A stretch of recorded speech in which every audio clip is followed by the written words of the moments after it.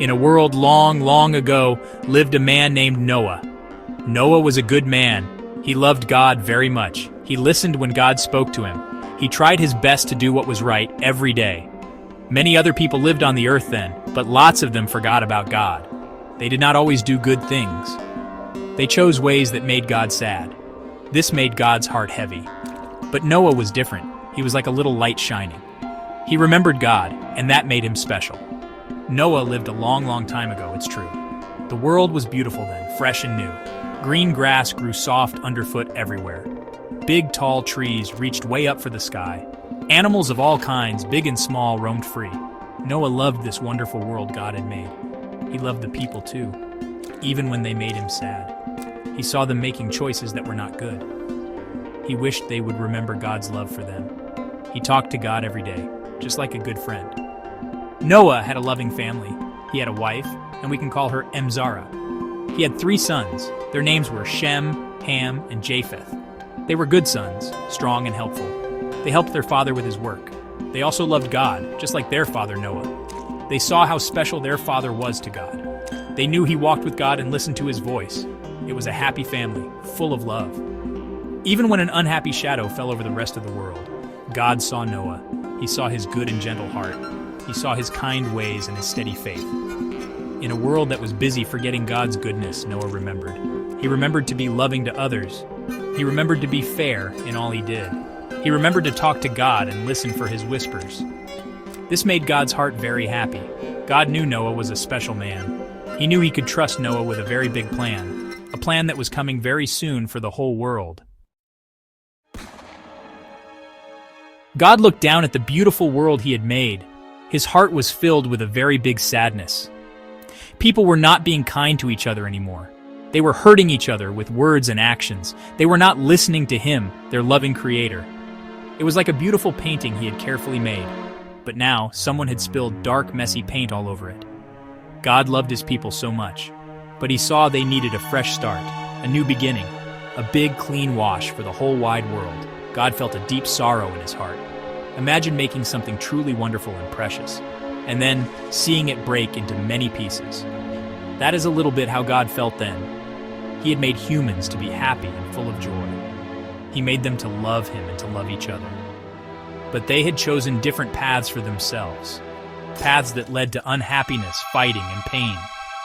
God knew he had to do something very big, something to make things new and good again for everyone. So, God decided what he had to do.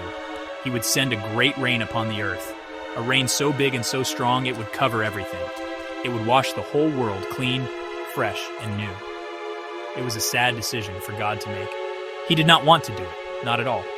But it was the only way to start over again, the only way to give the world a brand new chance, a chance to be good and kind and loving once more. He needed someone special to help him with his plan, and who did God think of to help him? He thought of Noah, his good and faithful friend. Noah, his good friend who always listened so well. Noah, who loved him with his whole heart. God knew Noah would understand his sadness. He knew Noah would be brave and strong. God had a very important job for Noah to do. A job that would save Noah and his dear family. And a job that would save the animals too. Every kind. It was time for God to talk to Noah about this big plan. One day God spoke gently to Noah. "Noah," God said in his kind and loving voice, "I am going to do something very big, Noah."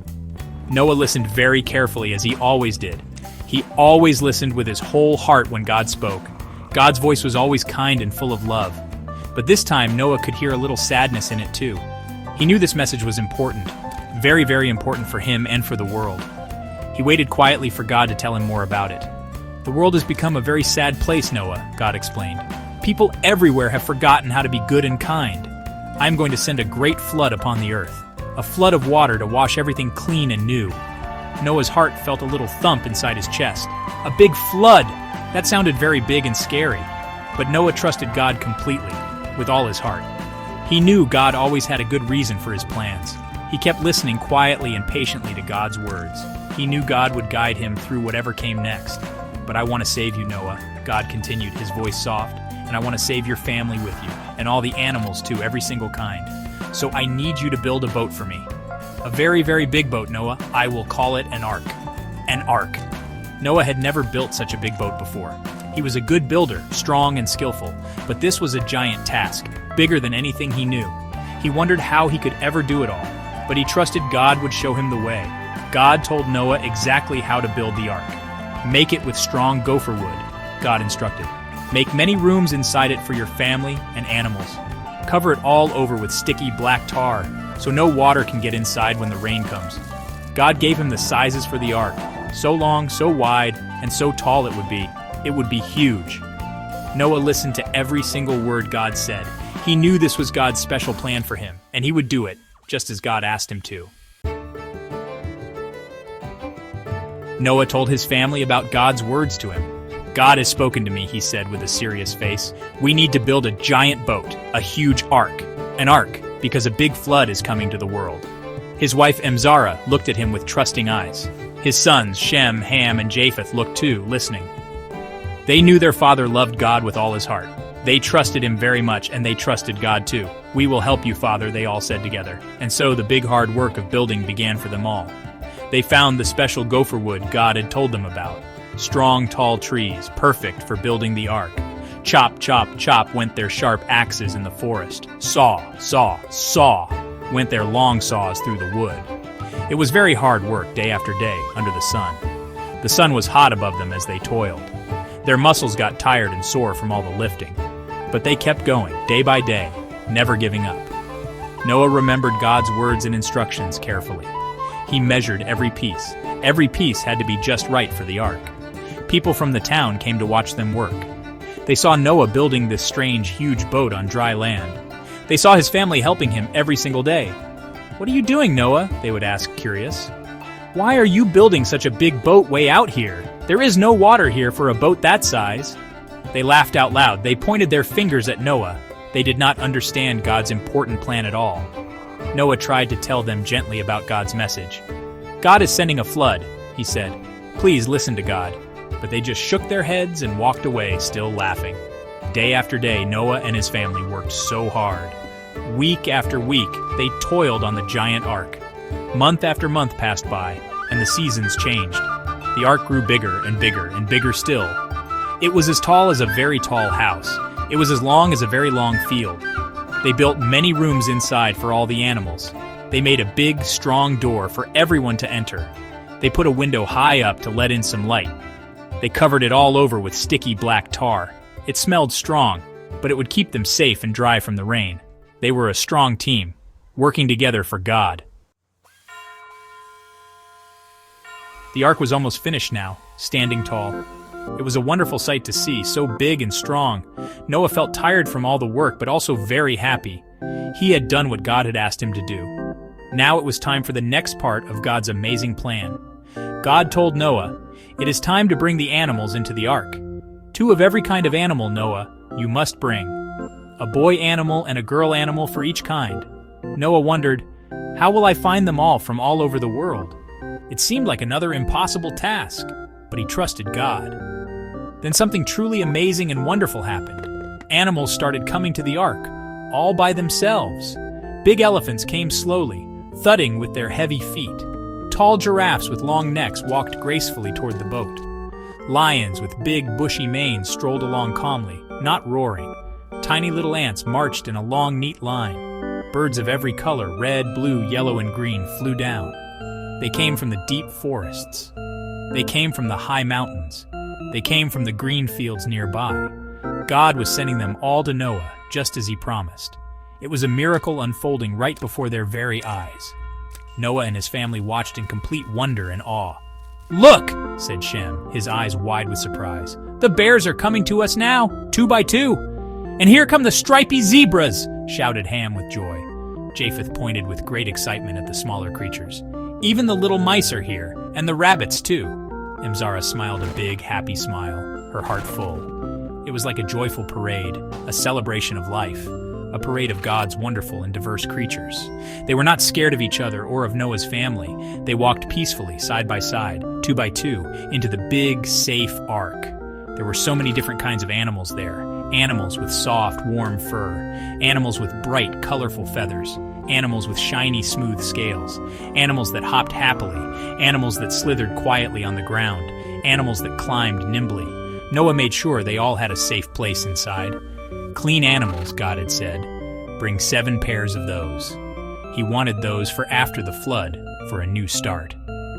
It was a very busy time for Noah and his family, getting everyone settled into their rooms, making sure they were comfy and had what they needed in the ark. The ark was getting very full, bustling with life. The very last animal walked slowly up the ramp. The ark was now full of many different sounds, and many different animal smells too, a wild perfume, but it was a safe place, a cozy place for all. Noah looked at his dear family around him, Emzara, his wife, Shem, Ham, and Japheth, his sons, and their wives too were there beside them. They were all there together, ready for the journey. They had worked so very hard for so long. They had trusted God through every step of the way. Now, it was time. Time for God's big plan to truly unfold. We have done all that God asked of us, Noah said. He spoke to his family and his voice was calm and steady. He felt a deep, quiet peace in his heart. We have built the ark just as he showed us. The animals are all safe inside here with us. Our food is stored carefully for the journey ahead. They had gathered lots and lots of food, you see. Food for them to eat each day. Food for all the different animals too, big and small. For many, many long days and nights they would need it. They were ready for whatever was coming next. God spoke to Noah again just then. Go into the ark now, Noah, God said in his gentle voice. You and your whole family go inside together, for I have seen that you are righteous and good before me. In 7 days from now, I will send rain on the earth. For 40 days and for 40 nights it will rain. 7 more days to wait. Noah told the people outside one last time. He called out to them, please come into the ark with us. The rain is coming very soon. Please be safe. But still, they did not listen to his warning words. Then the big, heavy door of the ark closed. Whoosh! Thud! It was a very heavy door, strong and secure. God himself closed it from the outside, sealing them in. Noah and his family were safe inside the ark. The animals were all safe inside with them too. They were protected. They waited patiently. They could hear the usual sounds of the world outside. But soon, very soon, those sounds would change forever. They prayed together, holding hands. They trusted God. The 7 days of waiting began to pass by, one by one. On the 7th day, just as God had said, it happened. Drip, drop, drip. The first tiny raindrops began to fall. They fell softly on the roof of the ark. Then more came, and then even more, faster and faster. Soon, it was not just dripping anymore. It was pouring down hard. A heavy, drenching rain. Rain like they had never, ever seen before in their lives. It came down from the dark sky in great sheets. Water also came rushing up from under the ground. It was a great, rushing, mighty sound all around them. The people outside were very scared now, but it was too late. Inside the ark, Noah and his family listened to the storm. The rain beat loudly on the wooden roof above them. Tap, tap, tappity-tap. The ark began to rock and sway. Gently at first, then a little more as the water rose. The water is rising fast, Shem called out in surprise. He was looking through the high window God told them to build. The ground outside was disappearing quickly under the water. Water was everywhere they looked, in every direction. The ark was floating. They were like a little wooden island, floating on a big, growing, watery sea. Emzara held Noah's hand tightly in hers. We are safe, my dear, Noah said softly to her. God is with us here in the ark. He will protect us. The children were a little scared by the storm, it is true, but they saw their parents' calm and trusting faces. They heard the animals making noises in their rooms. Some animals were calm and quiet, some were a bit restless. Noah and his sons went to check on them all. They gave them fresh food and water. They spoke to them softly and kindly to calm them. For 40 long days and 40 long nights the rain fell. It fell without stopping, day and night and day. The water rose higher and higher and higher still. It covered the tallest trees in the forests. It covered the highest mountains on the earth. Only the ark floated safely on top of the water. Safe and sound, it kept them all from the flood. It was a strange and new feeling for them, to be floating high above the whole wide world. But God was their captain on this amazing journey. He was steering their big boat. They sang songs together. They told stories to pass the time. They prayed. They waited. Finally, after 40 long days and nights, the rain stopped. Silence fell. The world outside was quiet once again. just the gentle lapping sound of water against the ark's sides. Noah carefully opened the window of the ark. All he could see was water, water, and more water. Water everywhere he looked, stretching out to the sky. As far as his eyes could possibly see, there was only water. The ark just drifted along on the endless water. Weeks passed by slowly, then months passed by too. It was a very long time to wait there on the water. Living on the ark was a big adventure every day, but it was also a lot of hard work for everyone. Feeding all the different animals every single day, cleaning their spaces to keep them neat and tidy, making sure everyone, people and animals, had fresh water. Noah's family worked together as one strong team. They helped each other with all the daily chores. They missed the feeling of dry land under their feet. They missed the warm sunshine on their faces. They wondered when they would see green grass again, and tall trees, and colorful flowers. They longed for it. Noah wanted to know if the water was going down. He needed to see if any dry land had appeared yet. So, he sent out a bird from the ark's window, a brave black raven. It flew off into the gray sky, but it came back to the ark soon after. There was no place for it to land out there. After some more time passed, Noah sent out a dove. The gentle dove flew and flew, searching for land. It also came back to the ark. Still too much water. Noah waited 7 more days patiently. He was patient. He trusted God's perfect timing for everything. He sent the dove out from the ark again. This time, when the dove came back, it had something small and green held gently in its beak. It was a fresh olive leaf. Noah's heart jumped for joy. "Look!" he cried out happily to his family.